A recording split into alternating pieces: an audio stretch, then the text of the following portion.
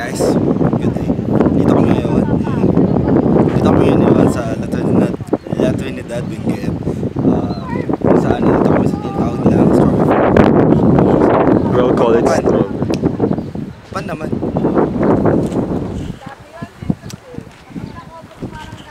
So, nag-range yung nagpipick ng strawberries.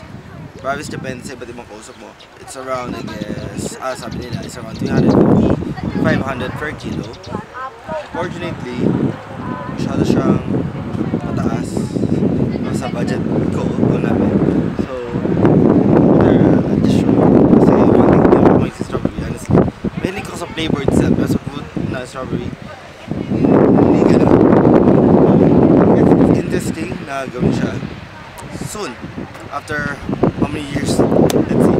Pero sa ngayon, it's been great na so far na mapuntahan siya dito.